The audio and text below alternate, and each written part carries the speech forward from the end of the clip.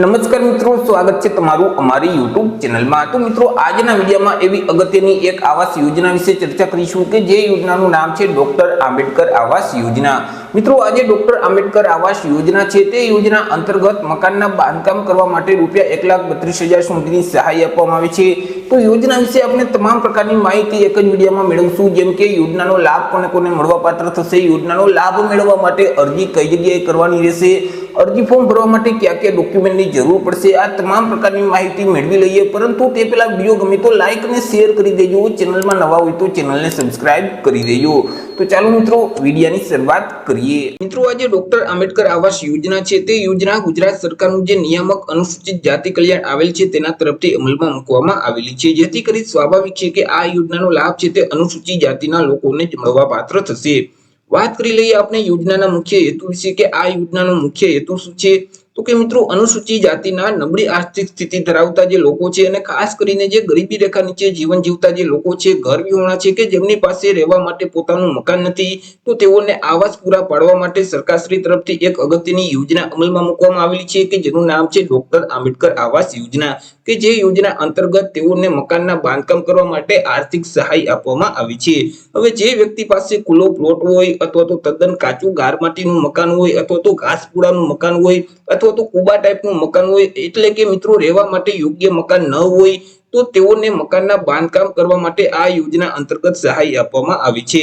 અથવા તો મકાન માલિક છે તો મકાન માલિકના સંમતિથી પ્રથમ માળ ઉપર જો મકાનનું બાંધકામ કરવું હોય તો ત્યારે પણ તે આ યોજનાનો લાભ મેળવી શકે છે। ચર્ચા કરી લઈએ આ ડોક્ટર આંબેડકર આવાસ યોજના અંતર્ગત સહાય છે તે કેટલી મળવાપાત્ર થશે અને કેવી રીતે સહાય ચૂકવવામાં આવશે। તો અહીં મિત્રો, મકાનના બાંધકામ કરવા માટે રૂપિયા 1,20,000 ની સહાય આપવામાં આવે છે અને આ જે રૂપિયા 1,20,000 ની સહાય છે તે અલગ અલગ 3 હપ્તામાં મળવાપાત્ર થશે।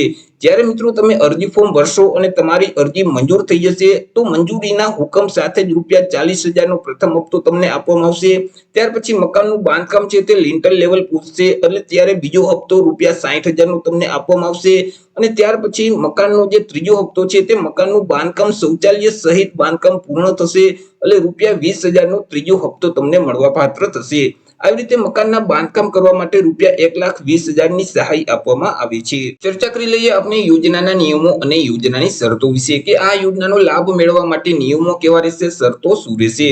તો કે મિત્રો, લાભાર્થી દ્વારા અથવા તો લાભાર્થીના અન્ય કુટુંબના સભ્ય દ્વારા સરકારશ્રી તરફથી અમલિત કોઈ પણ જે આવાસ યોજના છે તે યોજનાનો લાભ લીધેલ ન હોવો જોઈએ। જો કોઈ પણ આવાસ યોજનાનો લાભ લીધેલ હશે તો તેવા સંજોગોમાં ફરીથી આ ડોક્ટર આંબેડકર આવાસ યોજનાનો લાભ મળવાપાત્ર થતો નથી।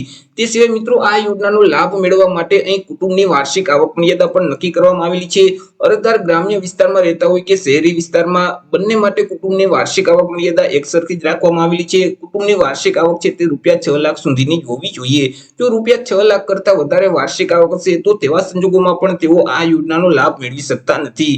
તે સિવાય મિત્રો, અહીં મકાનના બાંધકામ કરવા માટે જે સહાય છે તે રૂપિયા 1,20,000 ની રહેશે, પરંતુ વધુમાં જે શૌચાલય માટે જે સહાય જો મળવાપાત્ર હશે તો તમને 12,000 રૂપિયાની અલગથી સહાય આપવામાં આવશે। એટલે કે ત્યારે મિત્રો, રૂપિયા 1,20,000 ની મકાનની સહાય અને શૌચાલય માટે 12,000 ની સહાય એટલે કે કુલ 1,32,000 ની સહાય તમને મળવાપાત્ર થશે। પરંતુ જે લાભાર્થીને શૌચાલય માટેની સહાય મળવાપાત્ર નથી તો તેઓને માત્ર 1,20,000 ની સહાય આપવામાં આવશે અને તેઓએ ફરજિયાત આ 1,20,000 માંથી જ શૌચાલય છે તે બનાવવાનું રહેશે। તે સિવાય મિત્રો, આ યોજના અંતર્ગત તમે મકાનનું બાંધકામ કરેલ છે જેથી કરી તમારે મકાન ઉપર એક તકદી લગાવવાની રહેશે। રાજ્ય સરકારની આંબેડકર આવાસ યોજના તે મુજબ મકાન ઉપર એક તકદી લગાવવાની રહેશે।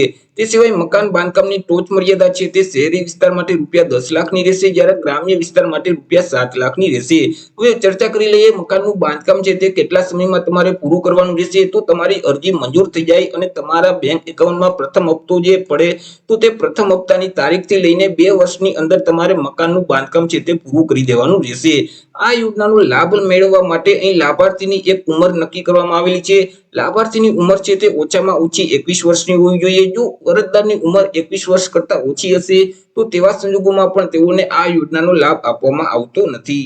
વાત કરી લઈએ ડોક્યુમેન્ટ વિશે કે અરજી ફોર્મ ભરવા માટે તમારે કયા કયા ડોક્યુમેન્ટની જરૂર પડશે. તો અરજદારનું આધાર કાર્ડ છે, અરજદારનું રેશન કાર્ડ છે, અરજદારની જાતિ અથવા તો પેટા જાતિનો દાખલો છે, વાર્ષિક આવકનો દાખલો છે, રહેઠાણના પુરાવા તરીકે કોઈ પણ એક ડોક્યુમેન્ટ આપવાનું રહેશે, જેમ કે વીજળી બિલ છે, લાયસન્સ છે, ભાડા કરાર છે, ચૂંટણી કાર્ડ છે, રેશન કાર્ડ છે. તો આ 5 ડોક્યુમેન્ટમાંથી કોઈ પણ એક ડોક્યુમેન્ટ રહેઠાણના પુરાવા તરીકે રજૂ કરવાનું રહેશે. ત્યાર પછી જમીન માલિકીનો આધાર અથવા તો દસ્તાવેજ અથવા તો અકારણી પત્રક, હકપત્રક, સનદપત્રક જે લાગુ પડતું હોય તે તમારે આપવાનું રહેશે. ત્યાર પછી બેંક પાસબુકના પ્રથમ પાનાની નકલ અથવા તો રદ કરેલ ચેક આપવાનું રહેશે. અરજદારના નામનું ખાતું જોવું જોઈએ, તે જ માન્ય ગણાશે. ત્યાર પછી જો વિધવા ઉમેદવાર હોય તો પતિના મરણનો દાખલો પણ આપવાનો રહેશે. તે સિવાય જે જમીન ઉપર મકાનનું બાંધકામ કરવાનું છે તે જમીનના ક્ષેત્રફળ જણાવતા ચતુર્દિશા દર્શાવતા નકશાની નકલ આપવાની રહેશે કે જે નકશામાં તલાટી કમ મંત્રીના સહી સિક્કા ફરજિયાત હોવા જોઈએ. ત્યાર પછી ચૂંટણી કાર્ડ છે, ત્યાર પછી મકાન બાંધકામની ચિઠ્ઠી છે, સ્વઘોષણા પ્રમાણપત્ર છે. તે સિવાય જે જગ્યાએ મકાનનું બાંધકામ કરવાનું હોય અથવા તો તે ખુલ્લો પ્લોટ હોય અથવા તો જર્જરિત મકાન પાડી અને ફરીથી તે મકાન બનાવવાનું હોય તો તે ખુલ્લા પ્લોટનો અથવા તો તે મકાનનો ફોટો છે તે આપવાનો રહેશે. તો અરજી ફોર્મ ભરવા માટે તમારે આટલા ડોક્યુમેન્ટની જરૂર પડશે. વાત કરી લઈએ અરજી ફોર્મ વિશે કે આ યોજનાનો લાભ મેળવવા માટે અરજી કઈ જગ્યાએ કરવાની રહેશે. તો મિત્રો અરજી ફોર્મ છે તે તમારે ઓનલાઈન ભરવાનું હોય છે. જે ઈ સમાજ કલ્યાણનું પોર્ટલ છે ii-gujarat.gov.in નામની જે વેબસાઇટ છે તે વેબસાઇટ ઉપર જઈ તમારે ઓનલાઈન અરજી ફોર્મ ભરી દેવાનું રહેશે. જો કોમેન્ટ બોક્સમાં વધારે કોમેન્ટ આવશે તો ઓનલાઈન અરજી ફોર્મ જાતે કેવી રીતે ભરી શકાય તેના વિશે પણ આપણે એક અલગથી વિડીયો અપલોડ કરી દેશું. તો આવી રીતે મિત્રો ડોક્ટર આંબેડકર આવાસ યોજના અંતર્ગત અનુસૂચિત જાતિના જે લોકો છે તે લોકોને મકાનના બાંધકામ માટે ₹1,32,000 સુધીની સહાય આપવામાં આવે છે. તો આશા રાખું છું વિડીયો પસંદ પડ્યો હશે. વિડીયો પસંદ પડ્યો હોય તો લાઈક અને શેર કરી દેજો. ચેનલમાં નવા હોય તો ચેનલને સબસ્ક્રાઇબ કરી દેજો. ફરી મળીશું એક નવા ટોપિક સાથે એક નવા જ વિડીયોમાં. ત્યાં સુધી જય હિન્દ, વંદે માતરમ.